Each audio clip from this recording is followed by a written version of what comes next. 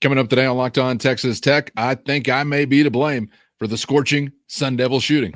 My bad.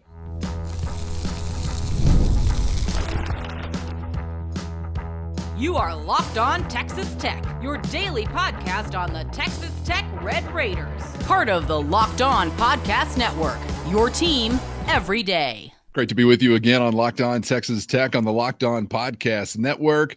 Your team every day, always free and available on YouTube or anywhere you get podcasts. And today's episode brought to you by FanDuel. Right now, new FanDuel customers can get $150 in bonus bets if your first $5 bet wins. So visit FanDuel.com to get started. With the only Chris Level, I'm Casey Cowan. Chris, great to be back with you after a wild and woolly night, and I'll double down on that, a wild, woolly night at United Supermarkets Arena. Double overtime affair, and the good guys survived, so that makes it even more enjoyable.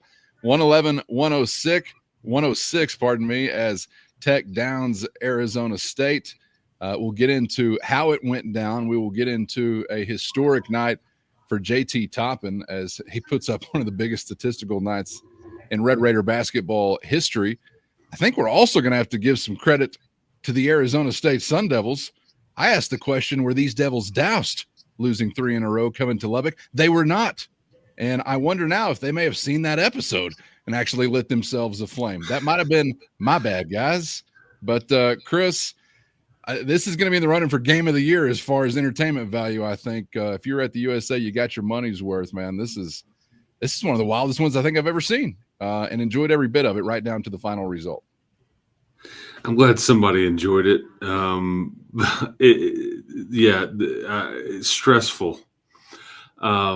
Stressful in all caps. And I go back to previous episode. I think we used the word tricky. These games that were on your schedule, tricky. Yeah. Times 10. Okay, there is a UCF component to the way Arizona State's built. They have a bunch of individual hoopers that can make tough shots.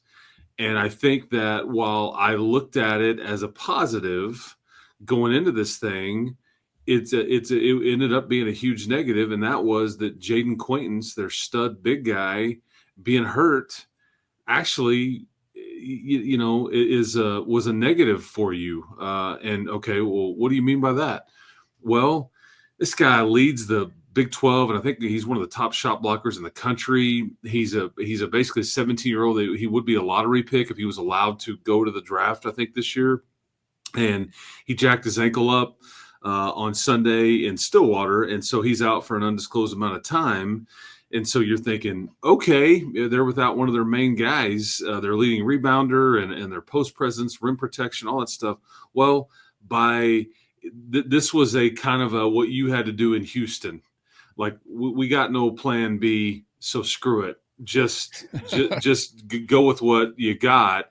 And what that turned out to be was small ball, and you had a very difficult time with it, similar to UCF, and that they just got a bunch of dudes out there that, man, if they're out there on a Sunday afternoon at the rec running up and down the floor and you're just kind of half stepping it a bit, look out. And they were banking them in. I mean, they're throwing them in, whatever. Okay. From the corner. I don't even know if I've seen a bank shot from the corner before. That was insane. And when you don't call glass, which, nobody does in a real game, I'm just thinking, like, man, maybe it's not your night. It's just one of those, it's like I thought one end of the floor was just kind to them, that the rim was, and then they just did it on both ends of the floor. And I'm like, okay, it's like the basket was the size of a swimming pool, and it didn't matter where they were throwing them up or who was doing it. But they had 5 guys in double figures, and it was just, it was coming from everywhere and from all parts.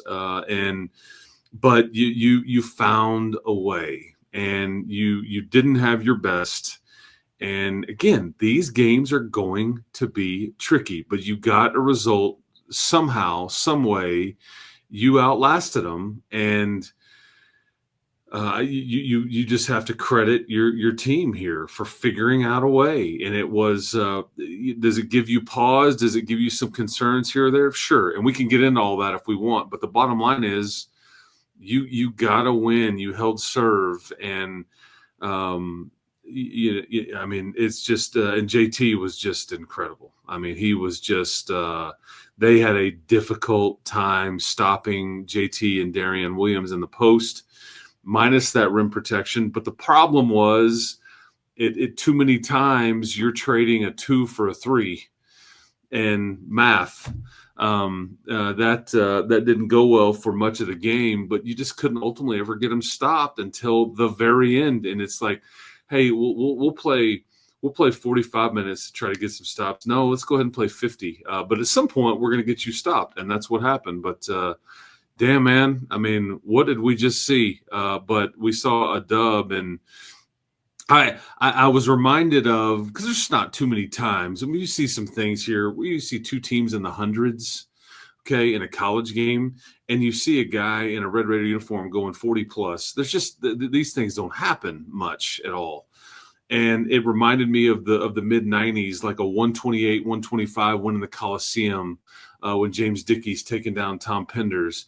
There was a couple. I think there was about 3 games in the 100s where Texas Tech and Texas played in the mid 90s. One was at Reunion Arena. A couple of them were at the Coliseum, and that's kind of what this reminded me of. It's just a big time shot making, and yeah, you want to poke at the defense a little bit, and I get it, but I mean, at some point you just got really good offense, and it all comes together one night, and you kind of create a bit of a masterpiece from an entertainment standpoint. But boy, it was sure stressful sitting right next to it. I mean, it was stressful.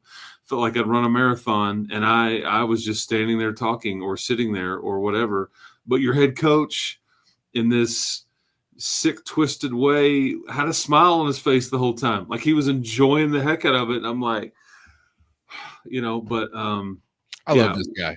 He brings the right energy for every context in every setting. It seems like, even like down to his in-game, interviews or whatever. I don't know.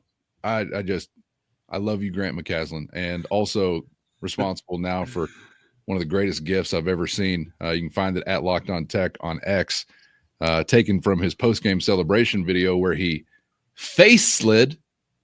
Might have heard of a knee slide. Pretty rock and roll move. How about a face slide? He dives into the middle of the locker room, slides on his chest like Chris Farley and Black Sheep across the Get Out the Vote concert, and then jumps up with a classic Grant McCaslin fist pump. One of the most amazing things I've ever seen. He's hitting all the right buttons, pulling all the right levers, and I think we can still say at the end of the day, defense wins championships. Defense beats good offense, because defense eventually did get you the stop that it took to win the game. But at various points, Chris, I'm thinking, I feel like Tech defended on that play where I just saw this guy torch the net to the tune of 50% from beyond the arc in the first half, 55% beyond the arc in the second half for Arizona State. I mean, there were plays where, and not all of them are this way, but there were plays where I thought, man, Tech defended it pretty well, and that guy just made a hell of a shot again.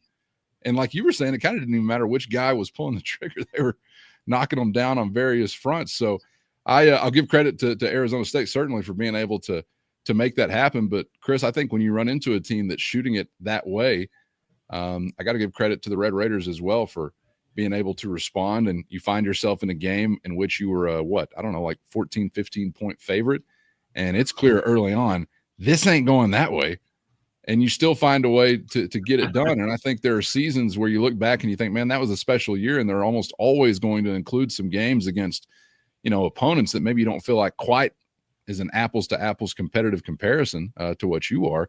But it winds up being a dogfight, and you got to find a way to survive. And that's exactly what they did. I guess we should point out Arizona State has been in some tight ones.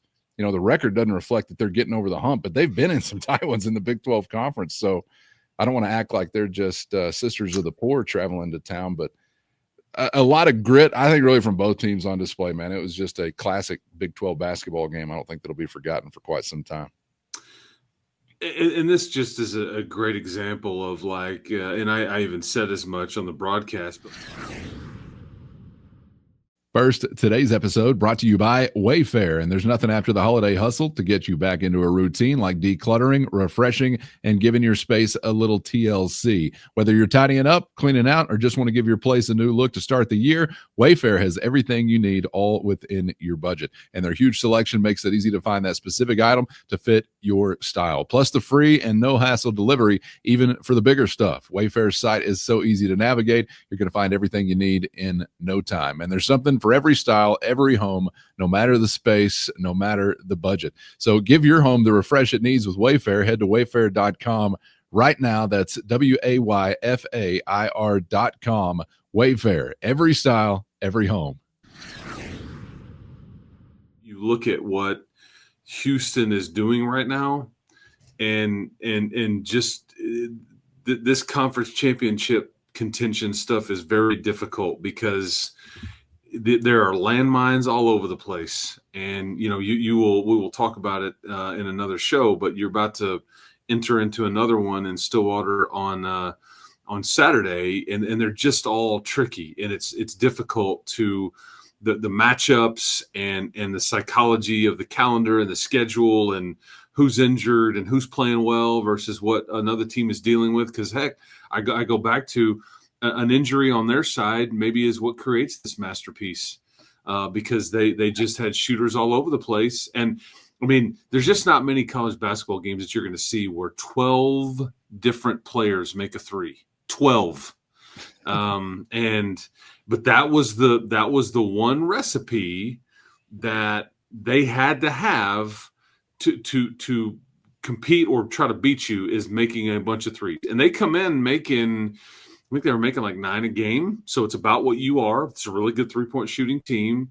And they just seemingly could throw it anywhere and get one, even if it was contested. And when you start banking them in, though, that's just what it's like. Okay. Right. I mean, multiple times. I mean, and then they start smiling like basketball guys are smiling on us tonight. But dude, we're getting the MJ against the Blazers in the 90s shoulder shrug running down the court. I mean, you know that things are off the rails when you got maybe both teams doing that at various points. All right, enough about the Sun Devils. They took an L. Most important thing to remember about that one. Let's get to the Red Raiders, and I do want to reserve some space to wrap up our conversation with JT Toppin because we got to put him in some historical context. So we'll get to JT in just a second and his humongous night, but certainly a few others to touch on as far as the efforts are concerned. Chris, you already mentioned Darrion Williams, which, by the way, I don't know who the next Mountain West freshman of the year is going to be, but we got a spot for you in Lubbock. Come on over. It goes pretty well for those types of guys. But Darrion Williams was incredible. Chance McMillian, I was not noticeable for a large portion of the game. And then he winds up, I think, in the final few minutes and into overtime scoring like 11 of his 14 or 12 of his 14 in some of the most important moments. So he comes up clutch. Kerwin Walton has his stretch where he says, hey, here's what it looks like when I played an all Big 12 level. I'll give you, 11, 13, whatever, out of the gates in the second half. And I got to credit and once again mention, I feel like we mention him every episode, but he deserves it. I texted you at one point late in the game, Christian Anderson has gone psycho mode, to borrow a phrase from James Blanchard, because the dude in all phases, Chris, not just knocking down some nifty shots, defending, poking the ball away, creating turnovers. He's making a bounce pass between the opponent's legs from his butt when he's on the floor getting after a loose ball that he created. And then I think maybe the most beautiful play of the night that he made was fouling homeboy out from Arizona State when he just puts his basketball IQ on full display. He gets a little space, I think maybe coming off of a screen or either way, using somebody as some leverage. And he feels the dude coming up behind him on his back, and he just hesitates for a moment, and there you go. Here's a foul, have a seat. This will change the complexion of the game the rest of the way. I could go on and on with these guys that contributed, Chris, but we'll get to JT in a minute. But obviously it was the cast of characters in addition to JT that made it possible to add up to 111 and a double overtime win. Yeah, I mean, and that's where it was just like when this game concludes, you're like, I don't even know where to begin with these individual performances or these individual plays. For much of the night, Chance was just not really a part of this deal. He'd playing a ton of minutes, but the teams have started to key on him and focus on him. And you clearly had a game plan of trying to punish this team in the post and see if they could defend it. But again, that came down to the 3s versus 2s argument.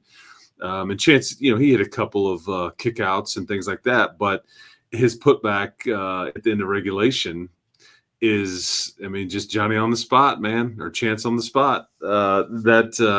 He just plays hard and keeps smiling and Chris, everything. I thought, too, that was a great example, along with the and one that he had. It was a great example of what we always talk about, which is his game extending well beyond just 3-point shooting. Yep. Getting to the rim, rebounding, taking some physicality. That was on display just in particular in those two big moments. 7 of 7 from the free throw line, and you needed every one of them. I just JT's night was monstrous. But yeah, I thought what Kerwin did in that little stretch it's just wild to me. It's like he just went video game mode and just took over. It's like, and it all kind of fell right to where he got the ball in transition on a couple of breaks, and then all of a sudden it's like he's just getting fed the ball, shooting contested threes and just heaving them in from everywhere. And that kind of hit the reset button, if you will. But then you the scary part is like after that little run, you give it all back. He got you back in a good spot, and I thought, okay, here we go. And Arizona State just kept swinging. But what Darrion Williams was clutch most of the night for sure. But Christian Anderson, you give him enough opportunities and enough stretch. And Elijah Hawkins had the 4 personal fouls. And how many teams across the country are you going to say in a league game that you need to win, just turn over the reins to a freshman point guard in overtimes, plural, and say, okay, go do your thing, bud. And did it with aces. He played that pick and roll to foul Alston Mason out like Keenan Evans would. He just kept the guy in jail, and he felt him on his back, and then you just stop and go sit down, Alston. And he knew it. It was just but that didn't get logged in the box score. That's something that could be easily forgotten, but it is just a huge and heady play. And the one play where he gets the steal, and it is just a scrum, and there's the ball's thrown everywhere, bodies going everywhere. They have to come review it. And we thought he was out of bounds right in front of us, but it ends up being Arizona State ball. But he kind of caused all that. It's just I just enjoy watching him hoop, man, because he he'll figure it out. You give him enough time. And there was a few turnovers that I know Grant was frustrated with him in the midst of that game, but you give him enough time and he's going to figure it out. And he's gonna, just the elbow jumper on one play, and then the next one, it's like, okay, you saw me do this a second ago. Now I'm going to throw the alley-oop to JT or the pass to JT for an easy dunk. And it's just, just painted a beautiful masterpiece there in OT, man. Did CA. It was good stuff, man. All of it. But the defensive stops, think about it. Kerwin was playing great defense in these overtimes. He's not your best defender. JT, not going to be known for his defense. We're talking about the 41 and the 15 and the work he does on the glass. But it was JT that got his hands in there at the very end, and that's what kind of caused some smiles, because he caused some of these stops at the very end, which allowed you to kind of extend your lead or maintain it. And those were few and far between on this night. But it's some of that stuff. You're right. Doesn't show up in the box score, and it'll get lost in time. But that's what ultimately won you the game, was your defense in a game where you allowed 106 points. Let's wrap it up. There were a couple of artists on the floor. Let's wrap it up with the other you mentioned there.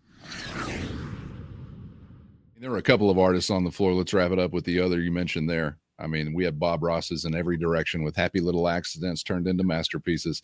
JT Toppin, 41-15. Nice enough. Adds a couple of blocks, 3 steals as well to go with it. Not a bad night from the free throw line either. I think 6 for 11 there. But one of the biggest statistical nights in Texas Tech basketball history. We saw one of the best games a Red Raider has ever had, as he joins only 8 other Red Raiders in the history of the program as having scored 40 or more. First time we've seen that since 2009, when Mike Singletary went Bull Moose Party on the Aggies at the Big 12 tournament. When you're in company with guys like Dub Malays, Rayford Young, Rick Bullock. I mean, you're in some rare air, and JT Toppin is now in that company, Chris. And I was kind of ready to say he's in rare air when, I don't know, he just had 32 or maybe even tied his career high with 27. And he went all the way to 41. I think it was the most points in a Big 12 game by a Tech player since Keenan Evans went, was it like 38 that he had against Texas a few years ago in like the 17-18 range? I think, and he hit the game winner. And I don't know if 38 is the right number, but it was around them. But that's the most points since. But there's just not a lot of dudes that have worn that uniform that have an offensive display. And yeah, he had some extra time to be able to get that done. But and I think in like the Big 12 era, you're talking like Michael Beasley and Blake Griffin.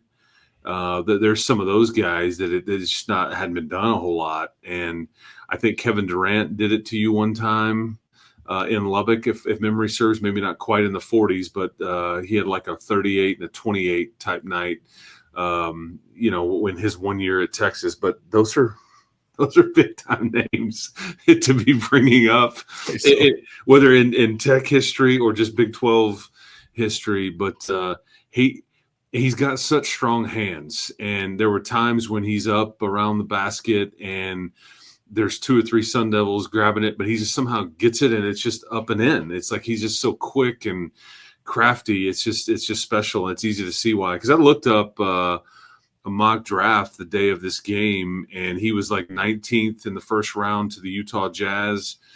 Joe Sansanin for Arizona State, who came off the bench for the Sun Devils, 5-star freshman, all that. He was like 33rd in the deal, so it goes back to the Arizona State. They do have legit talent. But JT's night was a lot of fun. And again, you needed every bit of it, but he was tired. He'd given you all he could. And you just, cause I brought the UCF comparison up. And if I go back to you on New Year's Eve, this was JT's first game back after missing essentially a month. And I think he went for something like 26 and 11.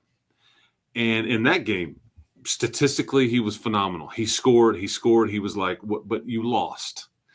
And on that day, it was kind of trading 3s for 2s. And so that was like, I was like, please don't let this movie play out all over again. But not this night. And he had just enough help around him to secure the win from all the guys that we just talked about. But yeah. we won't forget that one for a while. And I don't know where we go from here.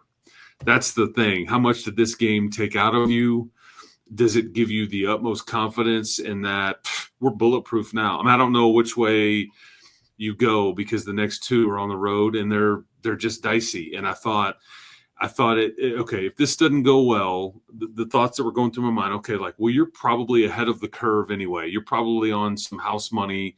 You're better than anybody would have thought. And maybe this is evening out a little bit, regression to the mean. I don't know, but no, you were like, screw all that talk. Let's go ahead and get a result, and let's get greedy. And now we'll see what you do with it. But yeah, I mean, I wish you had a few more days in between now and coming off of that one, and when you played again. But not much time left. You're on a plane to Stillwater tomorrow, and a fairly early game in the day on Saturday, and away we go. And they'll be in a great mood because you didn't even have necessarily the game of the night, certainly not the ending of the night, as they miracle finish in TCU as they decided to go Christian Laettner on Oklahoma State. I mean, yeah, there's a Bobby Hurley reference there somewhere with that era of Duke and the way that game ended. So, wow, lot to process here, my man. But yeah, it's tricky. It's definitely an empty the bucket night for Tech, and you got to refill that sucker back up because you're right back at it in just a couple of days. So hopefully we'll be able to do that. And back on the road, looking to rekindle that magic Road Raider recipe. We'll get to that as we look ahead to. And I really do hope that because there's always a segment of Tech fans that make it to Stillwater. Okay, just because it's in close enough proximity. And boy, I hope with a Saturday at 2:00, there's enough Texas Tech fans there that can kind of give these kids some energy, because they're going to need it. They're going to need some extra juice or something. And was what I'm afraid of. But hey, man, we'll worry about that on Saturday. That's exactly right. Appreciate the time as always, man. Enjoyed it. And how could you not enjoy talking about a ball game like that? Just one of the wilder things we've seen on the hardwood this year. And Macy this year certainly had a postseason kind of vibe as far as some of the shot making and some of the back and forth nature of it is concerned. And aside from getting the win, maybe you got something that will serve as another good primer for that time of year. It is just around the corner. Chris, appreciate your time as always, man. The insights as well. Enjoyed it. And we'll see you for the next one. Still got a few to get into this week. We'll get to a Matador Mob mailbag coming up to wrap up the week, and we will set the table for Red Raiders and Cowboys also. So looking forward to it, man. And we'll see you for those. Sounds good, man. Keep hope alive, and boy, was it ever alive? It's alive. Yeah. So anyway, guns up. Thanks for everybody for watching this show and paying attention to it from all parts. And it's a fun ride that we're on right now, and hopefully it doesn't end anytime soon. That's right. I doubt it will. So get subscribed on YouTube or anywhere you get podcasts so you never miss an episode. Thank you all for being out there. Shout out to the everydayers for always being out there. We appreciate you. And shout out to the Matador Mob as well. Hit the show notes. Find a link to a free 14-day trial. Or if you're watching on YouTube, you can hit that QR code there on your screen. Free 14-day trial. Try it on. See how it suits you. That's your direct line to Chris and myself with one-on-one text sent straight to your phone. For Chris, I'm Casey, and as always, thanks for the time. We hope to see you back for the next round on Locked On Texas Tech.